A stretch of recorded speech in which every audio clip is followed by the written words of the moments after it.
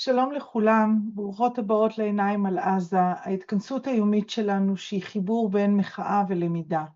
כאן במתכונת החדשה שלנו של 2 הרצאות בשבוע בימי שני וחמישי.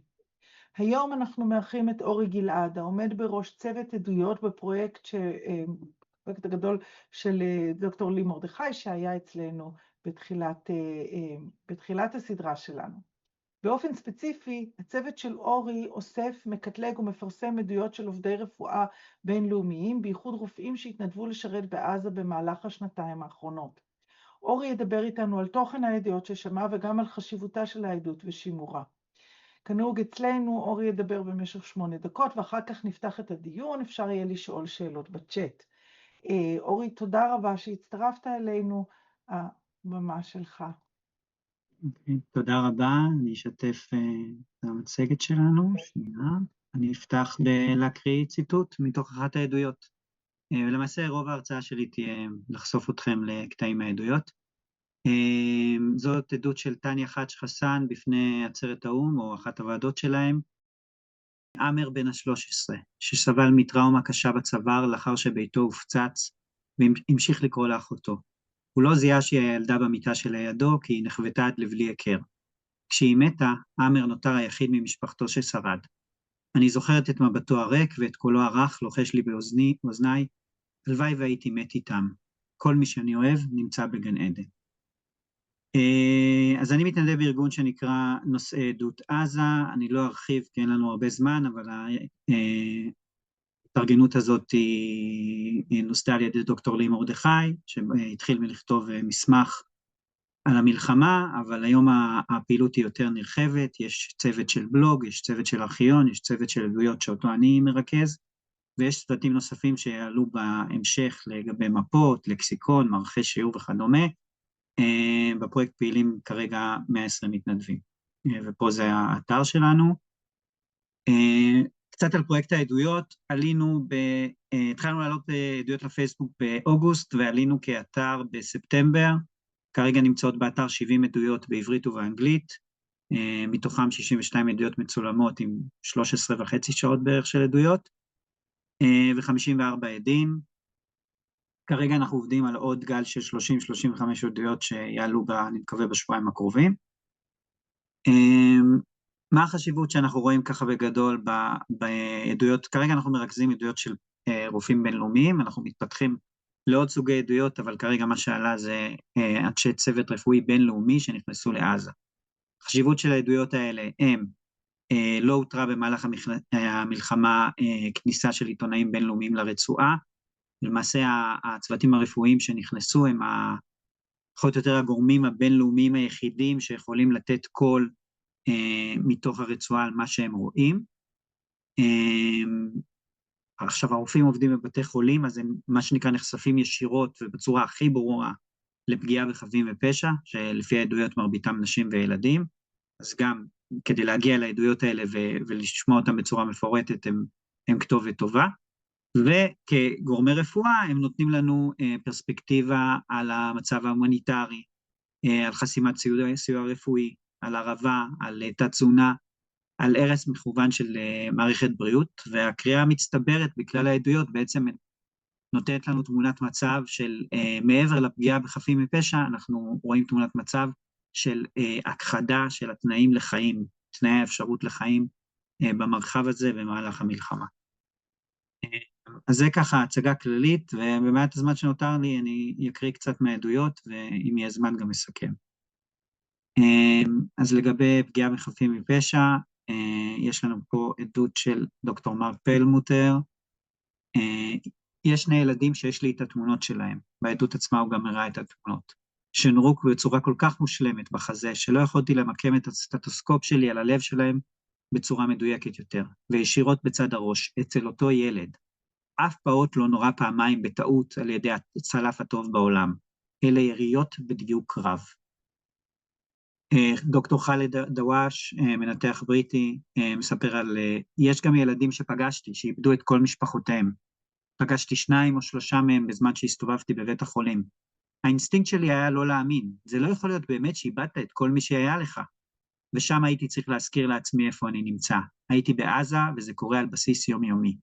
ושכנים אולי, או חברים של המשפחה, מטפלים בילדים האלה, הם לוקחים אותם ומטפלים בהם. אבל מה יקרה להם בטווח הארוך? לגבי מניעת סיוע הומניטרי ומחסור בציוד רפואי, מעיד פרופסור ניזם עמודה, מנתח השתלות בבריטניה.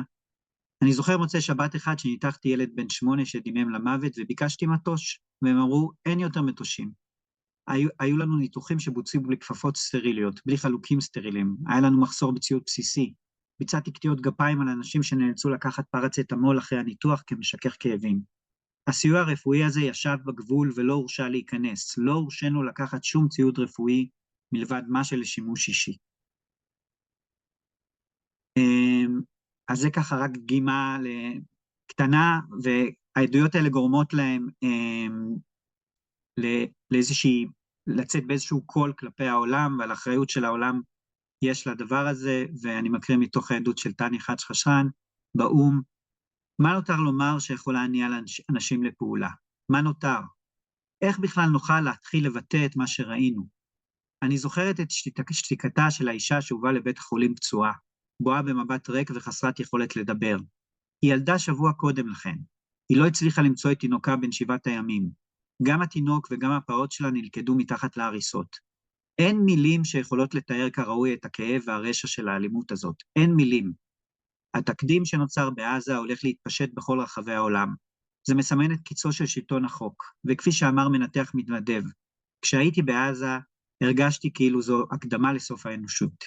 אם סולידריות עם בני האדם אינה סיבה מספקת לפעול, חישבו כיצד זה הולך להתגלגל הלאה. זה צריך להפחיד את כולם. ובהקשר הזה שאנחנו היום בהפסקת אש, אנחנו מקווים שתמשיך ותתפשט, אז בעצם המסקנות והמחשבות נותרות איתנו גם בהקשר של עזה וגם בהקשר בכלל של העולם שלנו.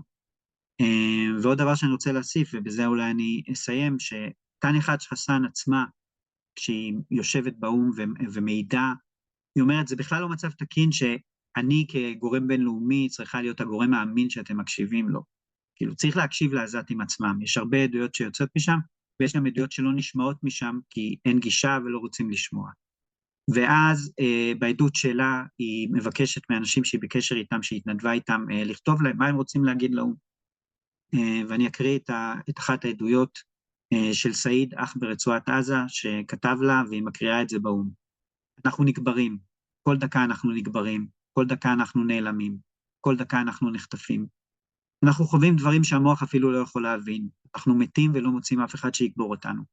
אני מבקש שתספרי את הסיפור שלי, את כל הסיפור שלי, בשמי. זה נמשך יותר מדי זמן. אני רוצה שכל העולם ידע שאני בן אדם. בסופו של דבר אני לא עט על נייר, אני לא אנונימי. אני בן אדם שנברא על ידי אלוהים. מדוע הפלסטינים אינם אלה שמדברים למען מטרתנו?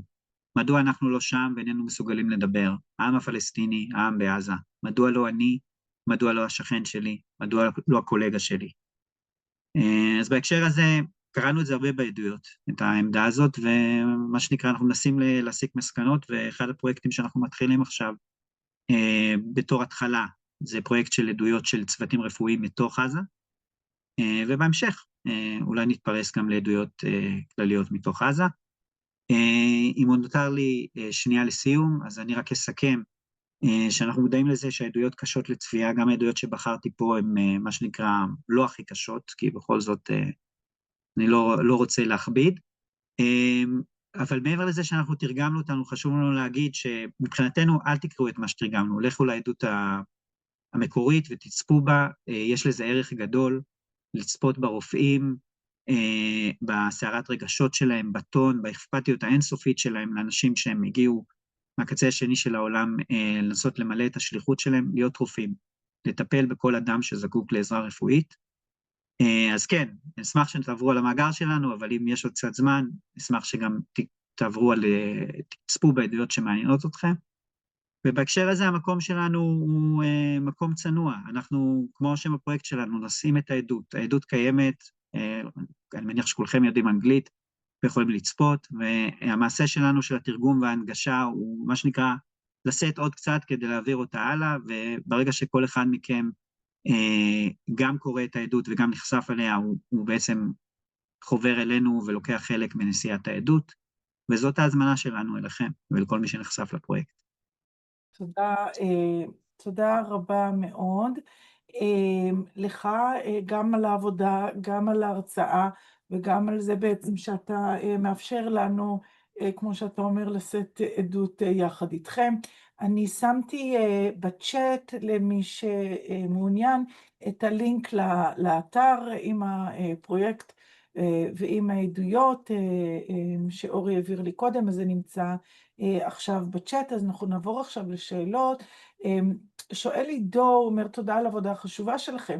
האם אתה יכול לומר כמה מילים על המציאות עכשיו עם הפסקת האש? זאת אומרת, אתם שומעים מרופאים שנמצאים עכשיו, או שהיו עכשיו הפסקת האש, אם יש שיפור בתחום הטיפול הרפואי והתפקוד של מערכת הבריאות, וגם האם יש היום רופאים מתנדבים מחו"ל בתוך הרצועה? אז קודם כל אין לי הרבה תשובות, כי מה שנקרא עדיין אוספים מידע, כרגע עוד לא התחלנו לעבוד על עדויות מאחרי הפסקת האש.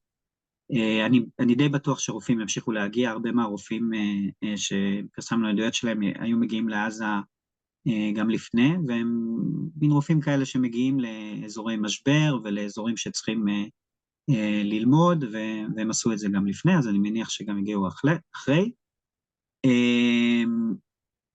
אני לא חושב שיש לי את הידע לתת איזו עמדה על מה קורה עכשיו, אבל אני כן יכול להגיד שאנחנו תרגמנו לא מעט עדויות מתקופת הפסקת האש הקודמת, וזה מעניין לקרוא אותם ולהבין שחלק מהתהליכים עשויים להמשיך גם עכשיו. בהפסקת האש הקודמת חלק מהרופאים היו בעזה, והם המשיכו לטפל בפגיעה מחפים בפשע שקרתה גם תוך כדי הפסקת האש, ואנחנו, מי שעוקב אחרי החדשות, רואה שזה המצב גם כעת.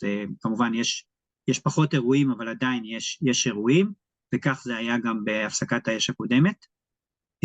עוד דבר שקרה בהפסקת האש הקודמת, שאני מניח שגם קורה עכשיו, זה מה שנקרא, נכנס יותר סיוע, אבל לא כמו שצריך, ולא מספיק כדי למלא את החוסרים שנוצרו שהם דרמטיים, ומהמעט שאני יודע, ומהניסיון אני גם יכול לשער, אני לא חושב שהמצב שונה עכשיו, אז זה מה שאני יכול לומר בהקשר של הפסקת האש. תודה. שואל קובי, אומר, אני רואה שמרבית הידיעות הקשות שאתה הקראת הן מתחילת אמצע 2024, זאת אומרת לפני הפסקת האש הקודמת, אם אני לא טועה. כלומר שהזוועה נמשכה ואף התגברה יותר משנה אחר כך. האם יש גם עדויות בינלאומיות ואחרות גם מהשנה האחרונה? זאת אומרת, עד לאן מגיע? כן, טווח הזמן פה הוא קצת קצר יותר, אז קיצרתי כנראה את המצגת המקורית, אז אולי זה ככה יצא ולא שמתי לב. יש עדויות ממש עד אוקטובר. יש הרבה עדויות מתחילת המלחמה, זה נכון, אבל יש עדויות גם מאחרי הפסקת האש ועד אוקטובר. יכול לומר שזה לא תראו באתר בקרוב, אבל אחת העדויות שתרגמנו של הרופאים, של הצוותים העזתיים, זה מתנדבת שלנו שהיא פיזיותרפיסטית, תרגמה עדות של המנהל פיזיותרפיה בבית חולים נאסר, שעובד עם MSF, והיא תרגמה עדות שלו מינואר, אבל אז היא חיפשה עליו פרטים, וראתה ב5 באוקטובר הוא נהרג בהפצצה, שהוא עמד לפי העדויות עם וסט של MSF. אז זה היה מאוד קשה ומטלטל, לראות שזה באמת מה שאנחנו נראה בפרויקט עם הצוותים, שאנשים באמת נפגעים אחרי זה, ובמקרה הזה בן אדם שנפגע שבוע לפני הפסקת אש, זה באמת שובר לב. עוד שאלה מעידו, שואל אם יש לכם כלים לעשות משהו עם ראיות לפשעי מלחמה קונקרטיים. האם זה משהו שאתם בכלל מתעסקים בו, או שלא? תראה, אנחנו פרויקט גדול יותר שכולל מחקר וכולל בלוג אקדמי, ושם יש את הניתוחים האקדמיים ואת הפצת הידע בהקשר הזה. אני רואה את המנדט שלנו כמתנדבי עדויות, כמה שנקרא, בעיניי התמונה שצריכה להשלים את המחקר ואת הבדיקות, זה גם לשמוע עדויות, לשמוע סיפורים, לשמוע גם תיאורי מקרה שהם יותר ספציפיים מאשר לתת סטטיסטיקה או לתאר תהליך ברמת המקרו.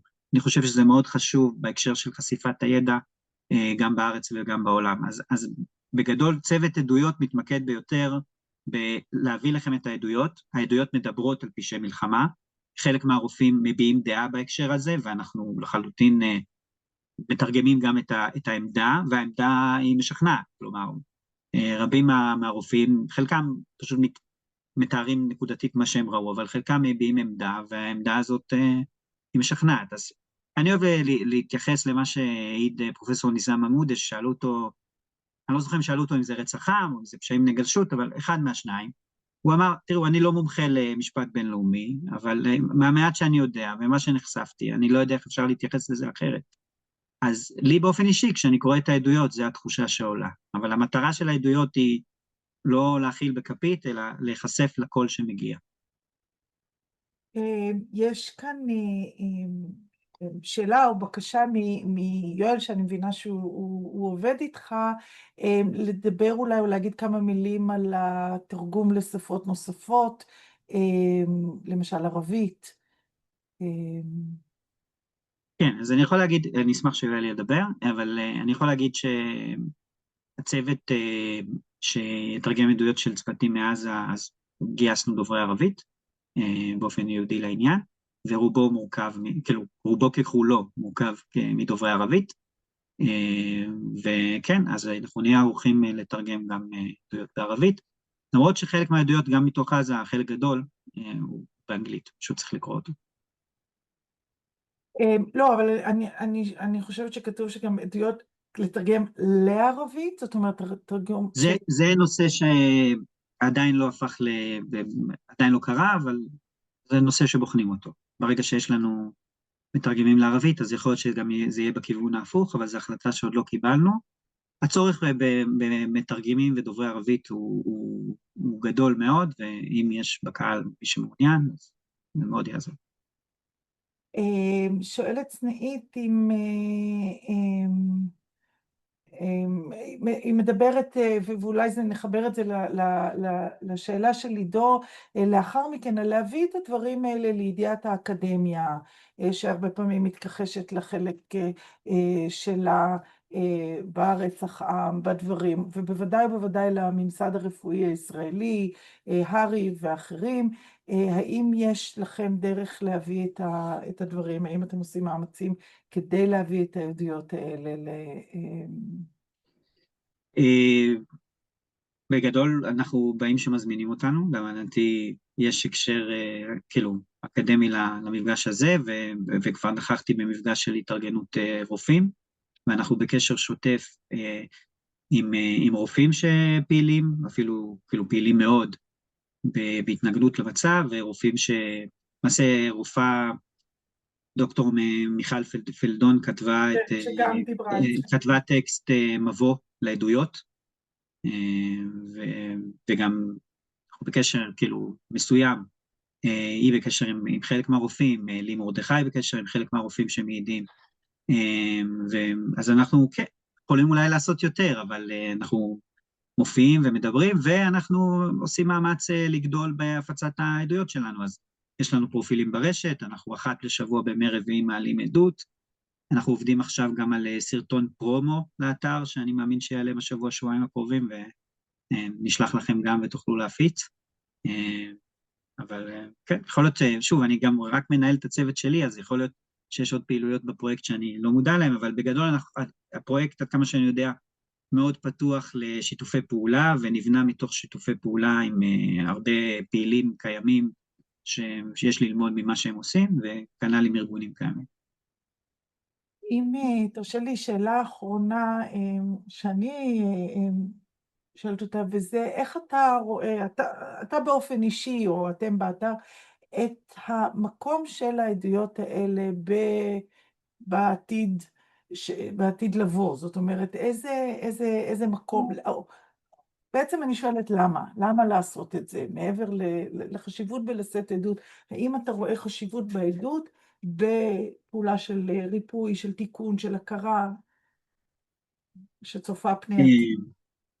קודם כל, טוב, כל אחד עם החיים, לי באופן אישי חשוב לעשות את זה. החיים מתגלגלים, וכמובן הייתה לי עמדה ברורה קודם, אבל כאילו היה חשוב לי, מה שנקרא, באופן אקטיבי להיות מעורב, ולא לתת לזה לעבור לי מעל הראש, תוך שאני יודע ומתנגד, אבל לא נחשף, וזה מאפשר לי באופן אקטיבי להיחשף. אז אני מניח שיש הרבה שמוטרדים בעניין הזה, אז חשוב לי לומר את זה. ברמה הכללית יותר, כאילו מבחינתי זה חייבים להמשיך, כאילו, אני מקווה שבאמת המצב שקצת ישתפר, ימשיך להשתפר, אבל, וגם אם כן, לא יהיה ריפוי, לא יהיה התקדמות, לא יהיה, לא יודע, כל מה שאנחנו רוצים לדמיין, בלי להתמודד עם זה. אי אפשר כאילו לטאטא את זה. סך הכל יש איזשהו פער בינינו, כאילו אנחנו בסוף עדיין בטראומה מהמלחמה ומהפגיעות שהיו בצד שלנו, אבל לרבים מאיתנו יש חיים שממשיכים בשגרה שלהם, אבל זה לא המצב שם, ואנחנו לא יכולים ליפול לאשליה שאפשר לשים סוף לפרק הזה. הפרק הזה הוא לא הסתיים, וצריך להתמודד עם מה שקרה בו, וצריך לשאת גם בעדות, אבל גם באחריות, שזה השלב אחרי נשיאת העדות. וכדי שזה יקרה, צריך להמשיך לקרוא עדויות, להפיץ עדויות, ולעשות עוד הרבה דברים שלא כלולים בצוות שאני עשיתי, אבל צריך לעשות אותם. גם מבחינת ידע וגם מבחינת פעילות ממש. כן, לשאת בעדות ולשאת באחריות, אני חושבת שלא יכולת לחשוב על משפט יותר חשוב לסיים איתו את ההרצאה החשובה והמרתקת והקורעת לב הנפש הזאת. אני מאוד מאוד מודה לך, גם שוב על העבודה שלך ושל כל הצוות שלך, וגם על זה שבאת לחלוק איתנו אותה.